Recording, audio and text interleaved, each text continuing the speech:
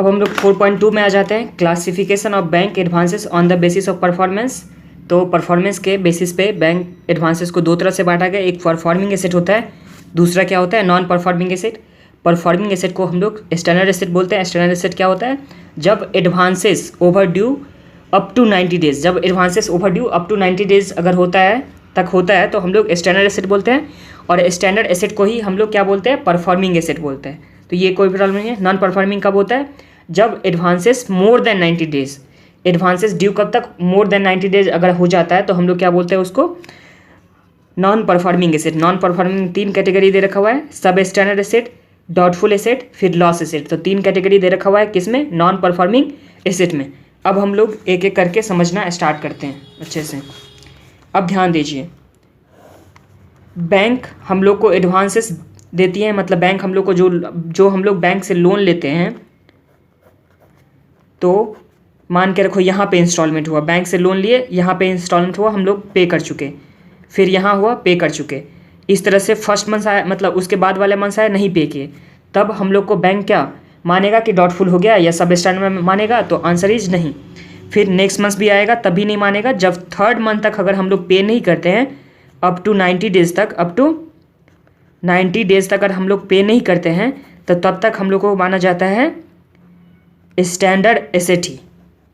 जब तक 90 डेज तक हम लोग को क्या माना जाता है, स्टैंडर्ड एसेट ही माना जाता है। जैसे ही मोर देन 90 डेज होता है, जैसे ही मोर देन 90 डेज होता है तो सब स्टैंडर्ड की कैटेगरी में आ जाता है। कब तक आता है, अप टू 1 ईयर तक। 1 ईयर तक क्या आ जाता है, सब स्टैंडर्ड। ये समझ में आया। 90 डेज तक हम लोग को क्या, 90 डेज तक हम लोग को क्या मानता है, बैंक की स्टैंडर्ड एसेट है। फिर 90 डेज जैसे ही हो जाता है तो हम लोग को क्या मानता है, सब स्टैंडर्ड। मान के रखो ये डेट आया, इंस्टॉलमेंट का ड्यू का डेट कितना आया, 11/12/2020 ये डेट आया। अब यहाँ से 90 डेज लीजिए, तो 12 में कितना मंथ होता है, 12 मंथ में 31st मंथ मतलब 31 मंथ डेज होता है, उसमें से -11 कर दिए तो दिसंबर का कितना डेज बचा, दिसंबर का हम लोग का पास बचा 20 डेज। फिर उसके बाद हम लोग को जनवरी का 31, तो +31 -9, उसके बाद ये आ गया जैन का, फेब का कितना आ जाएगा 21 में, 2021 में 28 डेज। तो इस तरह से अगर हम लोग देखेंगे तो ये 11/3/2021 तक हम लोग को क्या मानेगा बैंक, 11/3/2021 को हम लोग को बैंक, उतना दिन तक हम लोग को बैंक स्टैंडर्ड एसेट ही मानेगा। यहाँ देखिए फिर से एक बार देख लीजिए, देखिए यहाँ दे, ये रहा 11/12/2020, यहाँ पे ड्यू डेट है, यहाँ से 90 डेज, यहाँ से 90 डेज गए तो दिसंबर का 20 डेज, जनवरी का 31 डेज, फेब का 28 डेज, तो 90 डेज कितने तारीख को होता है, 11/3/2021 ये 90 डेज। तो हम लोग को 11/3/2021 तक हम लोग को क्या मानेगा बैंक, स्टैंडर्ड एसेट। हम लोग को क्या मानेगा बैंक, स्टैंडर्ड एसेट। जैसे ही 12/3/2021 होता है, 12/3/2020, वहाँ से एक साल कितना हो गया, 11/3/2022, यहाँ तक हम लोग को क्या मानेगा बैंक, सब स्टैंडर्ड। उसके 1 ईयर तक हम लोग को क्या मानेगा बैंक, सब स्टैंडर्ड।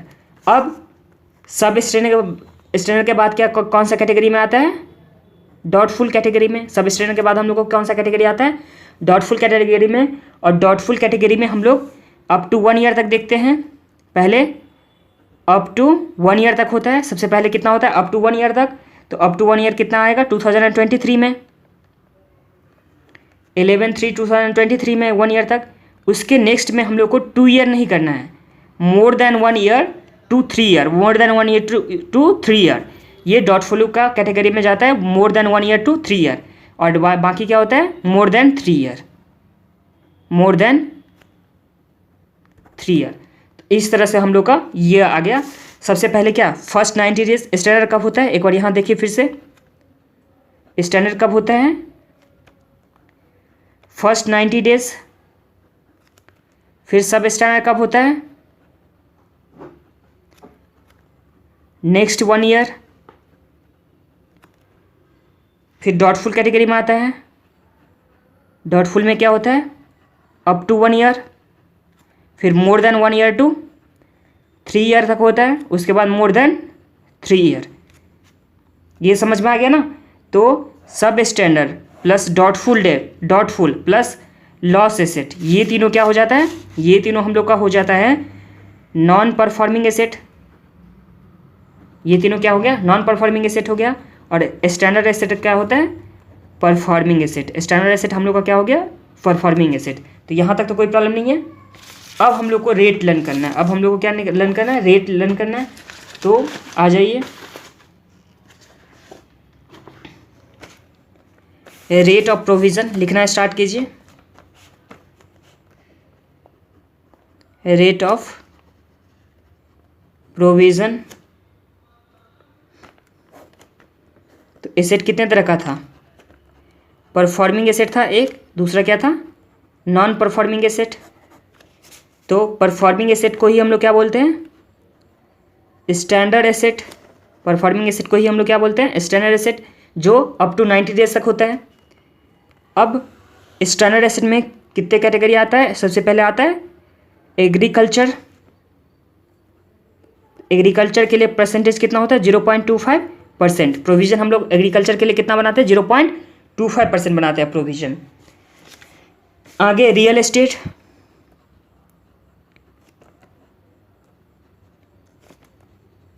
रियल एस्टेट के लिए कितना परसेंट बनाते हैं हम लोग, 1%। रियल एस्टेट के लिए हम लोग कितना, 1%। ये रियल एस्टेट में कॉमर्शियल का होना चाहिए, कॉमर्शियल सेक्टर का होना चाहिए। तो कॉमर्शियल सेक्टर में हम लोग 1% बनाते हैं। फिर रियल एस्टेट,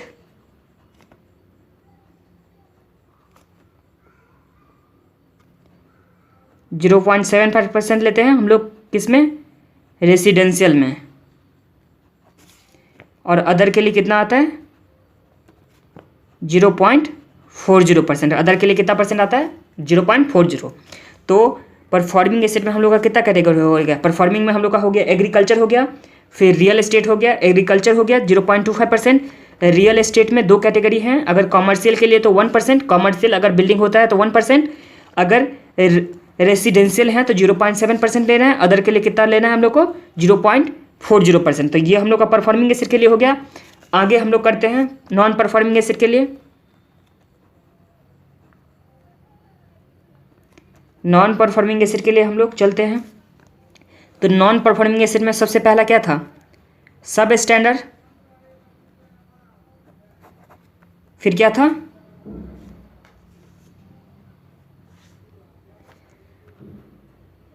डॉटफुल। फिर था डॉटफुल,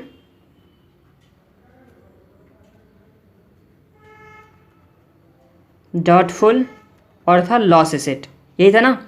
ये जितना भी डॉटफुल है ये वो सिक्योर्ड पोर्शन का, सिक्योर्ड।